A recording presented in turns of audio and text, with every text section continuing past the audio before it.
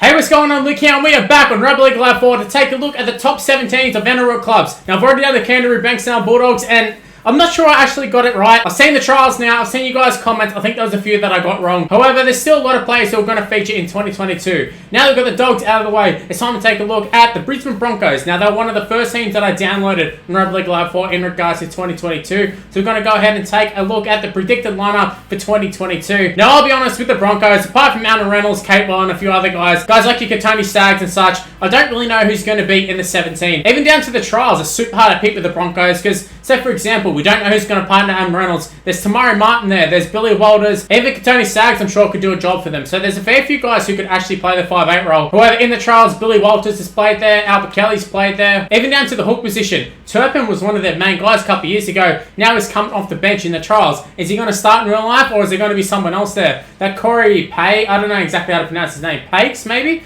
But he's been starting there at the number 9.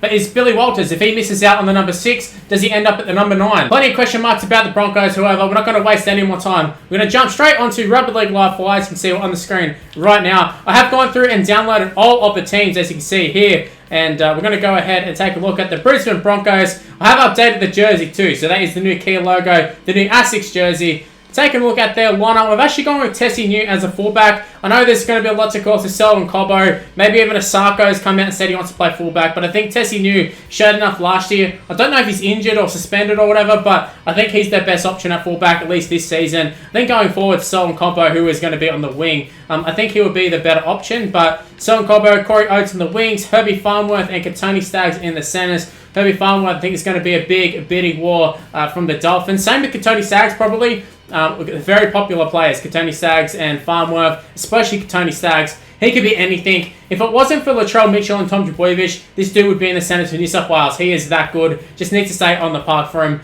86 rated too. I think that's pretty fitting. Can be very, very damaging at his best. Then for the halves, Adam Reynolds, he's obviously going to be there. He is their big signing. He's their new captain.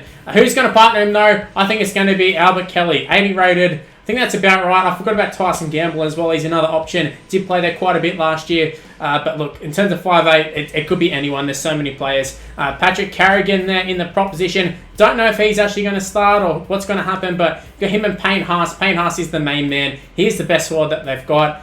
This hooker, we've got Corey Pags. I don't even know how to exactly say his last name, but we've got Corey there in at hooker. Then we've got Capewell and Jordan Ricky. Capewell definitely picks himself. Jordan Ricky has been starting in the second row in the trials. And then Kobe Hetherington, who found some form at the end of last season. I thought he actually looked really, really good. Another one who is capable of playing in the hook position as well. So he could easily end up with the number 9. Then on the bench, the experienced man, Ryan James. Signed from the Canberra Raiders. Has played with Titans for many, many years. His last club was the Raiders. In fact, he did have a little stint at the Bulldogs too. Ryan James on the bench. I think that's what's going to happen. Same with Jake Turpin. I feel like even though Turpin is past his best, his experience, and I don't think they're going to drop him completely, even though they probably should, let's be honest. I think Jake Turpin will feature in 2022. Palasia, don't really know a hell of a lot about a lot of these youngsters. In terms of the bench, like Flagler, I haven't got him in the side, but he can easily be there. He's played for Queensland, for God's sakes. Well, I will say, he's definitely not in form, and I'm not really sure where he fits into this side, but here's an option. And Reece Kennedy as well. So